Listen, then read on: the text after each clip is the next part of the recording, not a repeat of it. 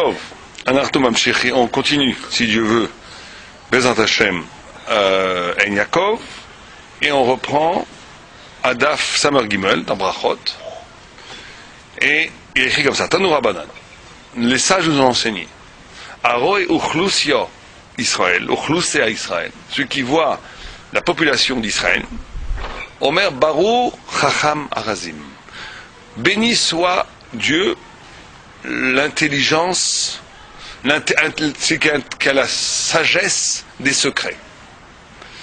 Alors pourquoi est-ce que quand tu vois une population juive, on dit ici que c'est combien? C'est 600 000 juifs.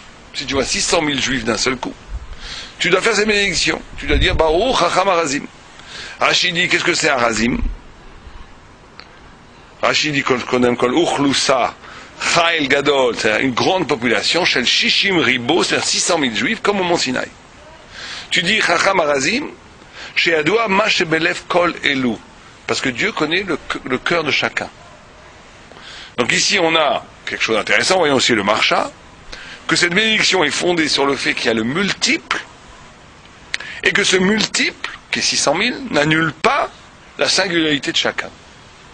Et on est ici d'emblée dans une définition du Chacham, de l'intelligence ici divine, puisqu'on parle de Dieu, qui est justement la possibilité de soutenir le multiple, et que ce multiple n'efface pas le singulier. Ce serait ça une définition lumineuse, extraordinaire, d'emblée, de qu'est-ce que c'est l'intelligence céleste.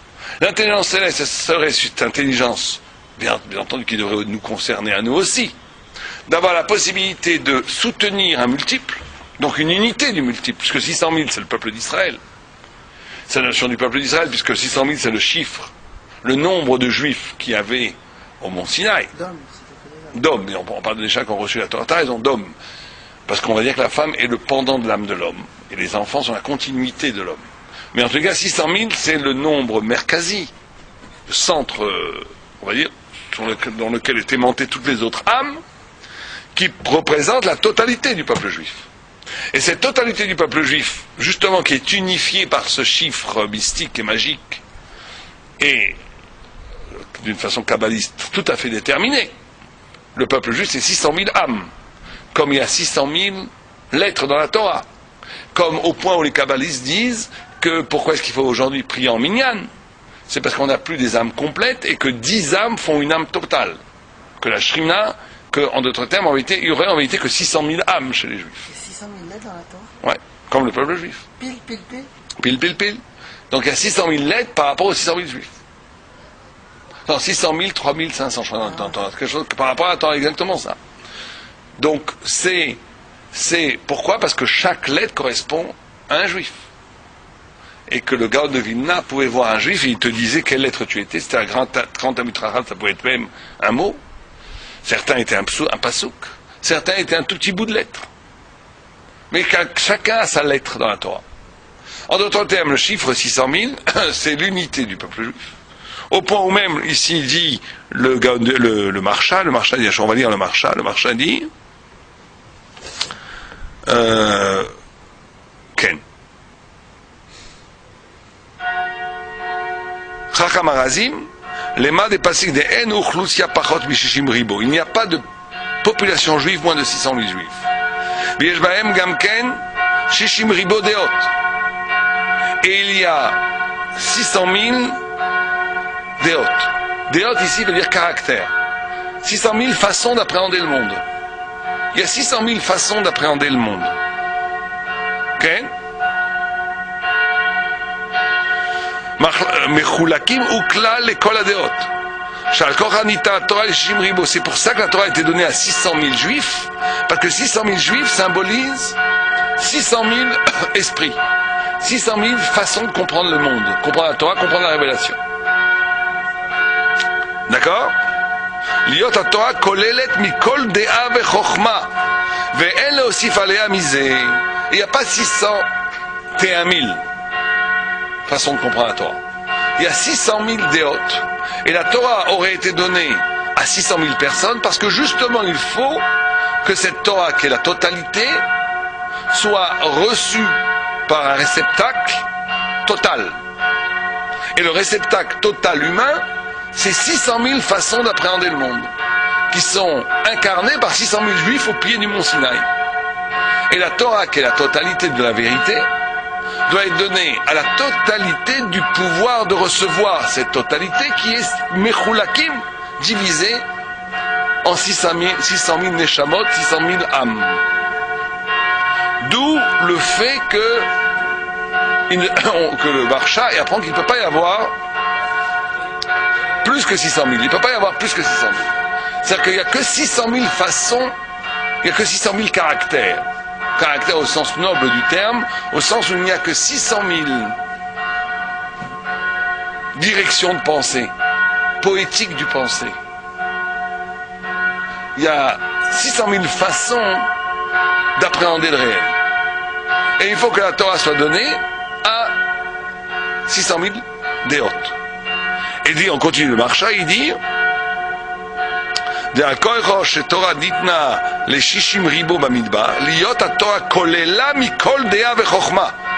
pour ça que la Torah a été donnée à 600 000 juifs, parce que la Torah devait être inclue, tombée si vous préférez, révélée à la totalité des caractères intellectuels qui puissent exister dans le monde. Mikol Dea vechokma.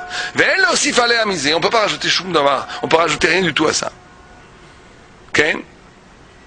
Et de là, il apprend, comme ils ont dit les Chazal, Kol ma shemechadesh kol chacham bedoiro bisinai hu. Les fiches chez Adava, var haya bedat echad mi otam shishim ribo. Shayu besinai. Qui efshar shiye od dea acheret al shishim ribo. Il dit un chidouche ici. Extraordinaire le Maharsha. Il dit toute façon nouvelle de dévoiler la Torah, tout chidouche que tu vas pouvoir inventer, tout chacham qui va faire une pritza derrière, qui va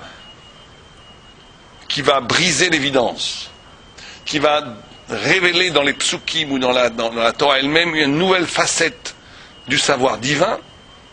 En vérité, ce savoir divin existait déjà au mont Sinaï. Comment il existait dans le mont Sinaï? Il existait dans une des 600 000 façons d'avoir compris la Torah. Et là, on rentre à une chose fondamentale. C'est encore une fois sur cette notion de multiple et d'unicité, c'est que la Torah a été donnée à un peuple unique sur le mont Sinaï, mais qu'au mont Sinaï, chaque personne qui écoutait la Torah avait l'impression que la Torah s'adressait à lui. Chaque personne dans les 10 commandements qui ont été révélés au mont Sinaï, et la Torah dans sa complétude, dans sa totalité. Chaque loi ou chaque révélation énoncée, chaque juif, il avait l'impression solennelle que Dieu s'adressait particulièrement à lui. Et en vérité, c'est comme ça. Parce que la parole de Torah, c'est cette parole qui a la capacité d'être absolument universelle, puisqu'elle sous-tend le monde.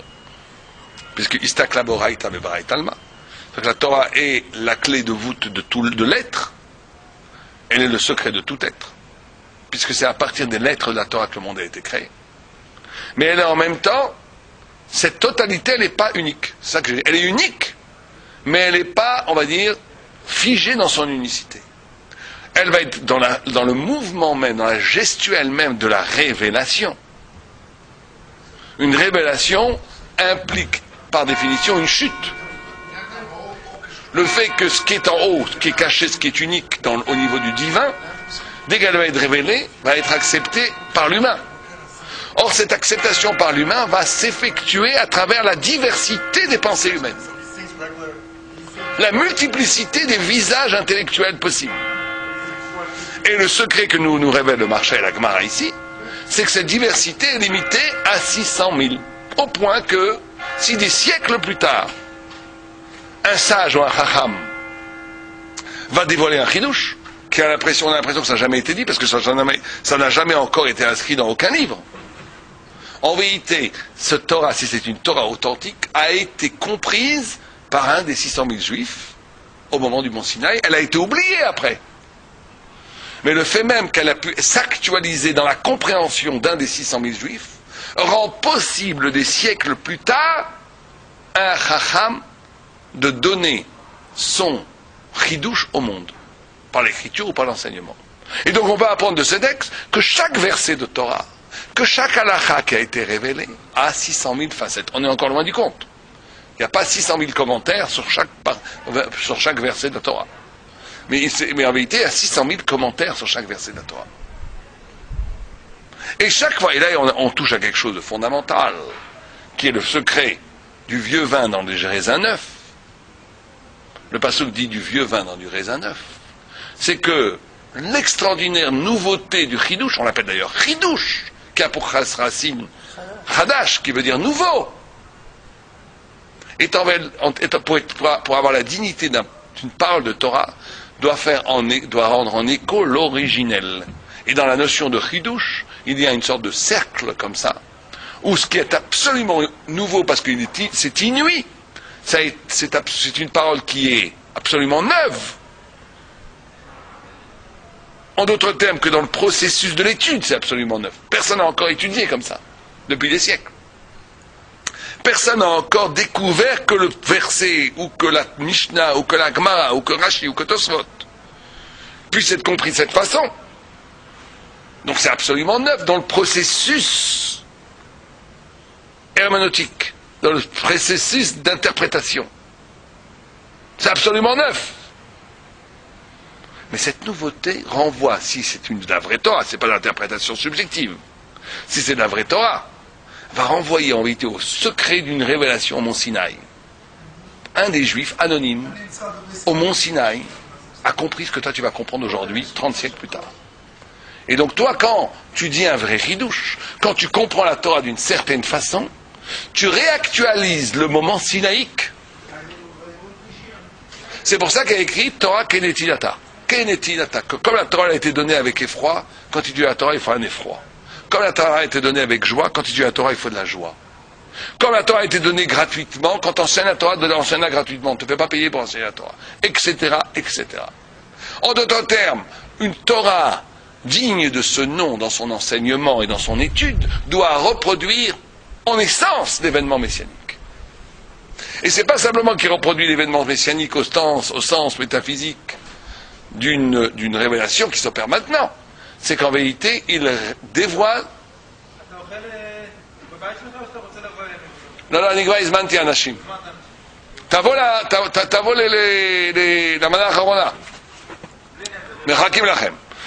D'accord? Donc si vous comprenez, c'est donc, quand tu dis une parole de Torah réelle, quand tu dis un chidouche absolument nouveau, ton âme est connectée avec l'âme de quelqu'un qui était au Sinaï qui a dit ça. Tu le réactualises. Et c'est là où la notion du multiple et de l'unité s'opère. C'est que, comme on l'a dit, il y a 600 000 lettres.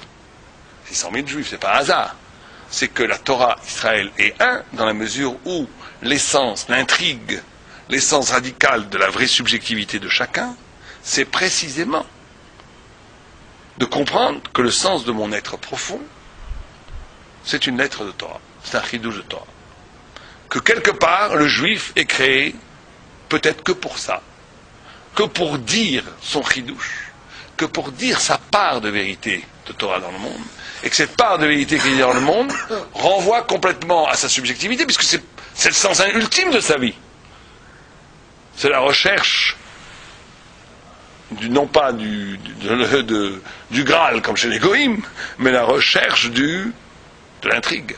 Donc il faut toute sa vie durant savoir pourquoi Dieu m'a créé, qu'est-ce que je dois révéler, qu'est-ce que je dois exhumer du texte,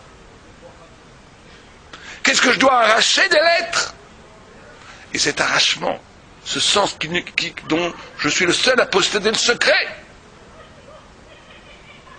peut-être pas le seul, parce qu'il y a peut-être il y a forcément eu plus de 600 000 juifs, mais en tous les cas, depuis, il y a eu des millions de juifs.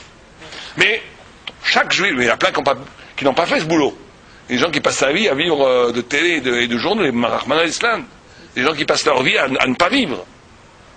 Il y a des gens qui passent leur vie à vivre dans les corses de lettres, abrutis par l'audiovisuel ou par le sens commun,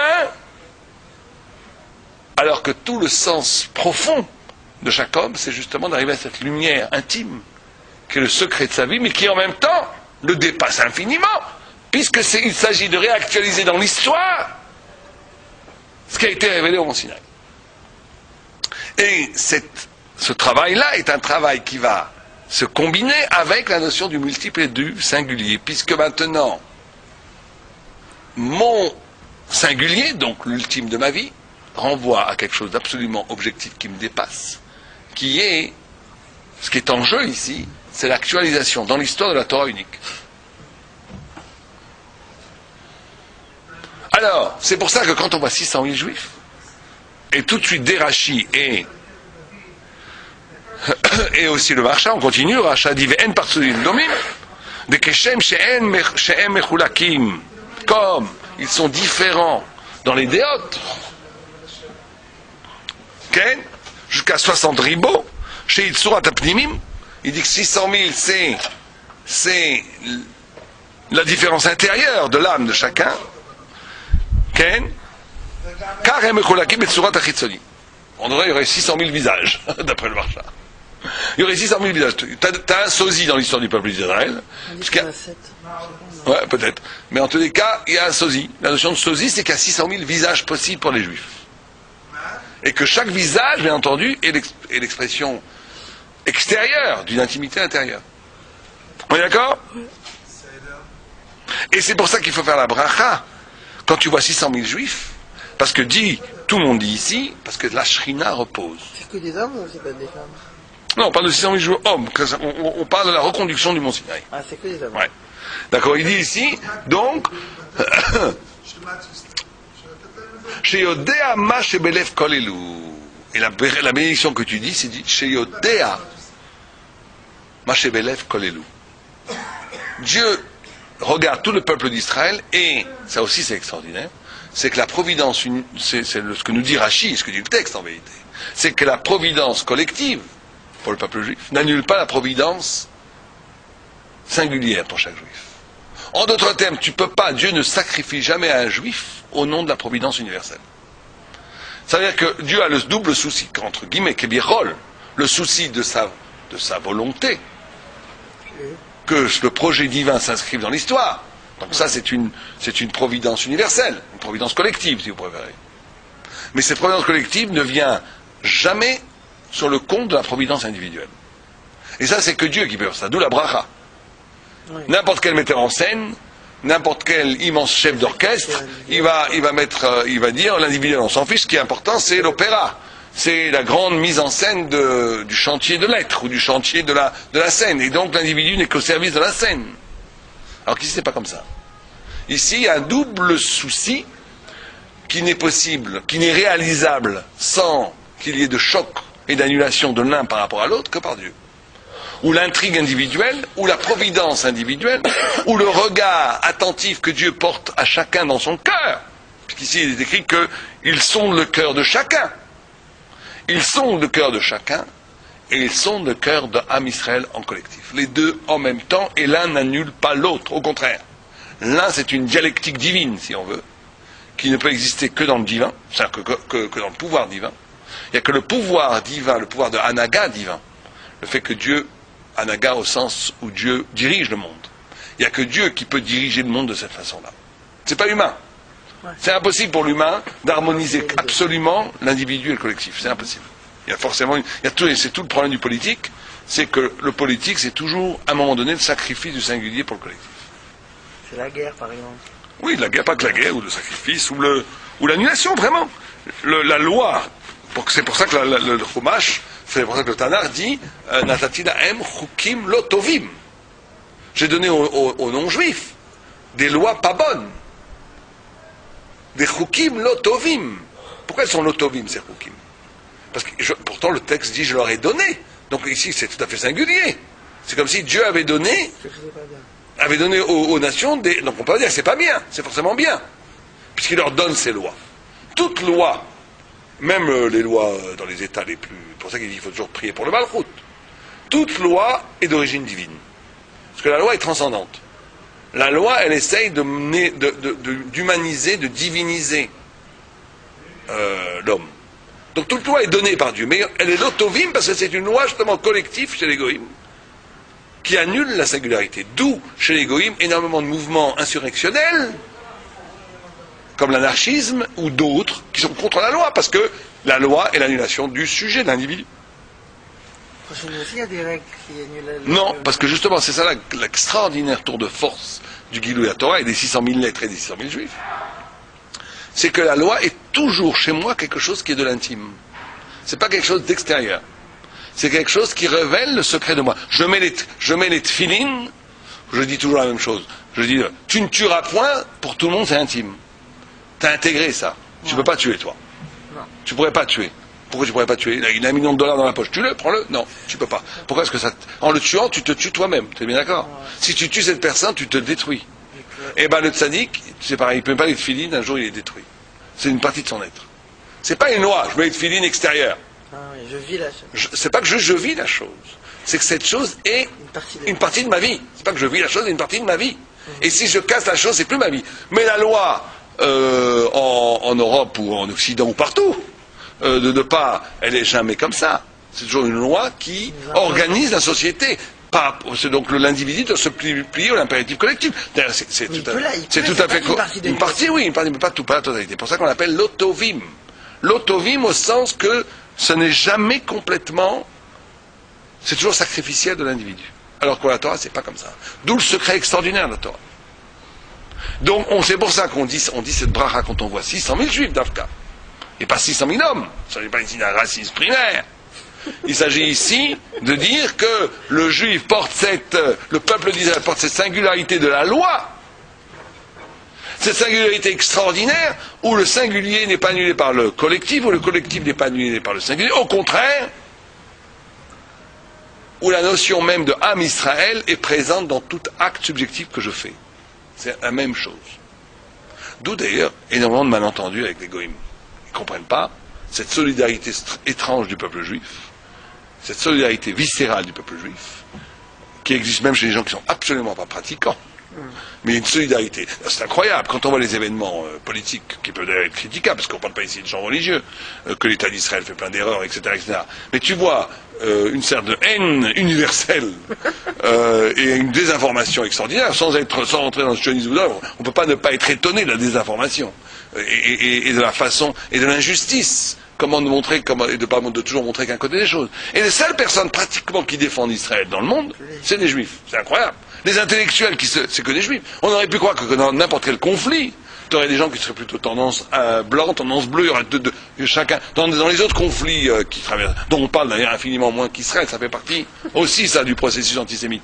Qu'on ne parle toujours, j'ai toujours dit que si dans un immeuble, on relatait que les disputes d'un couple et les autres n'en parlaient pas, on dirait, cette maison, il y a vraiment, c'est une maison, il y a des problèmes de schlombait. Mais bien sûr, on parle que d'eux. Mais si tu parlais de tous les conflits qu'il y avait, tu dirais, tout le monde a des problèmes de schlombait. Bon, c'est comme ça. C'est le lot du peuple d'Israël. C'est le fait que le peuple d'Israël est transcendant, il est isolé. Il est toujours différent.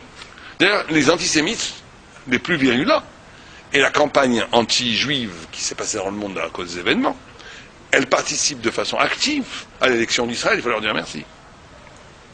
Am Israël se sent juif dans cette différence. Et le goy, sans s'en rendre compte, il participe de façon extraordinaire à la singularité d'Israël. Il y participe. Parce que même le chiloni le plus détaché des pratiques de la Torah, il sent qu'il a un destin particulier. Et il sent une solidarité. Et il sent, par le regard absolument hostile du monde, qu'il est différent. Alors bien entendu, c'est pas cette hostilité qui constitue l'être juif, Razé Shalom, ça c'est pas comme ça. Sartre, Jean-Paul Sartre, qui en est revenu d'ailleurs à la fin de sa vie, mais qui avait écrit la question juive en disant que ce qui constituait le juif, c'était l'antisémitisme. C'est sûr que c'est pas ça. Mais il est évident qu'il a partiellement raison dans le sens où l'antisémitisme participe, en tous les cas, de l'éveil à la conscience de cette singularité. L'antisémitisme permet aux juifs de comprendre qu'ils sont singuliers en essence. Et cette singularité, elle tient principalement au fait, effectivement, de cette liaison organique que le juif entretient entre eux et avec le texte de la Torah. Tout est un. Comme le Torah dit, la Torah et Israël, chadou. Torah et Israël est un. Et il y en a qui disent même, K'dusha Baruch Hu, mais là il ne faut pas le comprendre au sens propre, que la présence de Dieu, que la Shrina, que la révélation divine, la Torah et Am Israël ne sont qu'un. D'où la bracha. Et la bracha, il faut bien la signifier ici, cette bracha, on l'a dit justement parce que, comme Rashi et le Maharsha et tous les commentateurs disent, c'est parce qu'il y a ce multiple-là qui porte en lui toute la singularité, un multiple qui annule pas la singularité. C'est ça le secret de propre Dieu. Le secret politico-métaphysique de Am Israël, qui est inégalable, qui n'existe nulle part. D'où la bracha. Ok? Et Ben Zoma, la Gemara, elle continue. Ra uchlusia. Oh, la Gemara elle-même, elle dit. Pourquoi est-ce qu'on fait cette bracha? Chez En datam domod zelazé, parce que chaque esprit est différent. Ve'en partsufehem domod zelazé, c'est extraordinaire. La Gemara elle-même le dit. Parce que les visages sont différents et les pensées sont différentes. Ça aussi, il faut faire très attention dans son rapport à l'autre, de soutenir la différence du visage de l'autre et de la déa de l'autre. Parce que là encore, il y a un grand yatzara de toujours normaliser, de toujours aplanir, de toujours dire des idées que tout le monde pense, où il n'y a plus de différence dans l'idée.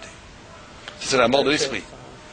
Ben Zomara Uchlutia, quand il était sur le Harabait, Amar Baruch Chacham Arazim Baruch Shebara Kol Ele Lesham Sheni. Il a dit, quand il a vu ça, il a dit deux brachas. Il a dit celle que tout juif doit dire, il a dit que tous ces gens-là sont là pour me servir. Pour me servir. Alors justement, on peut pas dire que c'est un problème de modestie. Rabben Zoma, c'est un des grands Tana. C'est quelqu'un qui est rentré dans le Gan Eden. Donc on ne peut pas penser... On ne peut pas penser une seconde que c'est un manque de modestie. C'est impossible. Donc on ne peut pas dire ça. Donc il faut donner un autre chat. Il faut donner un autre chat qui est que, et ce qu'on explique ici, parce qu'il y a écrit plus tard dans la Gemara, que cette multiplicité-là, je suis lié à elle parce qu'elle me sert. Comment? De façon très, très concrète. L'un va être tailleur, l'autre va être boulanger, l'autre va être cultivateur, l'autre va être berger, l'autre va être sophère, l'autre va faire une école pour mes enfants, etc., etc. Et là, au contraire, encore la Gemara dit que cette multiplicité, c'est toujours le même thème. Mais pourquoi il tourne autour de lui? Parce que justement, c'est que chacun doit se dire que tout le monde a été créé pour moi, parce qu'il y a une circonstance, et c'est le miracle de l'économie, où chacun est différent, donc a envie de faire des choses très différentes, et cette multitude d'envie de faire très différent va faire marcher la grande machine, que tout le monde puisse avoir de tout. Comme la Gemara dit plus tard, Adam Arishon, le pauvre, il était obligé de labourer tout, il était obligé de tisser tout, il était seul. Alors qu'à partir de la multiplicité, en d'autres termes, encore une fois, comme toujours, la Gemara essaie toujours, et ça, tout le temps dans la Gemara on voit ça, qu'un événement qui a l'air complètement profane, l'économie, parce qu'ici on parle d'économie, puisque juste après on dit que là il va me tisser ma toile, la différence de chacun va faire que chacun va avoir envie de faire des choses différentes, et que cette multiplicité d'envie de faire des choses différentes va créer une multiplicité de produits qui vont être à ma disposition. Donc c'est de l'économie, c'est ça l'économie. Donc tu pourrais dire c'est un fait profane. Or, dans le profane, le Talmud veut toujours y voir un signe du métaphysique. C'est ça qui est la grande différence entre nous, les psychanalystes et d'autres, c'est que comme les psychanalystes et les autres, j'appelle ça les penseurs de petite dimension, à part certains psychanalystes comme Lacan, qui avaient un peu plus de hauteur, mais la plupart des psychanalystes, surtout les psychologues, c'est des gens de petite pensée, parce que eux, non seulement ils ne voient pas la Gdusha, la sainteté, l'extraordinaire grandeur qu'il y a dans le profane, mais c'est qu'ils vont réduire la sainteté au profane. Et c'est ça qui va différencier un Ben Torah d'un non-Ben Torah, c'est est-ce qu'on va réduire le sacré au profane ou est-ce qu'on va sacraliser le profane? Nous, on dit que tout est sacré, enfin tout est saint plutôt. Pourquoi? Parce que dans cette économie qui a l'air d'un fait complètement profane, se joue quelque chose d'éminemment métaphysique. C'est une déclinaison du métaphysique. C'est parce que métaphysiquement, il y a 600 000 façons de comprendre la Torah, de comprendre l'être, que ça va créer, quand ces 600 000 variations de pensée vont créer 600 000 désirs. Donc 600 000 façons de faire les choses. Et donc moi, Ben Zoma dit qu'il voit tout ça, il dit, c'est extraordinaire. Cette variété de désirs, cette variété de capacités aussi intellectuelles et de produire, elle va être tout bénéfice pour moi. Donc je vais me connecter à ces 600 000 par le fait que je vais dire, comme moi je vais être Meshamesh Oto. Bon, ici dit le Yaakov, il dit que lui était Tamid Chacham, donc il n'avait pas besoin de travailler. Donc il dit un Tamid Chacham qui ne travaille pas, quand il voit cette multiplicité, il dit, c'est une façon de raccorder ces 600 000 pensées. Ça c'est extraordinaire comme pensée. C'est pas du tout que le Tamid Chacham il dit, moi je ne travaille pas, je vis sur le dos des autres. Non. C'est qu'il dit, attends, 600 000 DA. Normalement c'est que pour la Torah. Mais il y a eu, véritable Dorod, il y a des gens qui ne disent pas qu'ils travaillent. Au lieu de dire, de les couper de la Torah en disant ces gens ils sont en dehors, la Torah n'existe que dans le Beth Midrash. Ces gens-là sont en dehors. On te dit non, attends 2 minutes. Même s'ils n'étudient pas, ils vont utiliser leur singularité intellectuelle, qui était en vérité préposée à étudier la Torah. Mais ils n'ont pas fait. On va utiliser cette singularité intellectuelle qui va créer des chaussures, qui va créer ce que vous voulez, qui va faire des produits manufacturés pour le Talmid Chacham. On va dire le Talmid Chacham relie toute la chaîne alimentaire, toute la chaîne économique à la Torah. Et donc là, quand il dit Kolelu les Shamsheni, parce qu'il voyait 600 000 Benzoma sur Arabat, il a vu 600 000, il a vu des bergers, il a vu des cultivateurs, il a vu des menuisiers, il a vu des boulangers, il a vu toutes sortes de travaux, de gens qui travaillent. Il dit, tous ces gens-là, c'est extraordinaire. C'est des façons. Leur travail est l'expression de leurs différentes âmes, qui normalement à l'origine étaient là pour révéler la Torah. Bon, ils n'ont pas fait. Mais au moins, je les relie à ma Torah, parce qu'en utilisant leur pain, leurs meubles, leurs chaussures, je relie par ma Torah toute cette chaîne de savoir. Et donc c'est encore sauvé. Et leurs petits-enfants, leurs enfants, peut-être, eux, ils vont révéler la Torah, qu'eux n'ont pas révélé. Encore une fois, la notion du multiple et de l'unité. Encore une fois. Ad Kan, à la semaine prochaine. Kol Tov.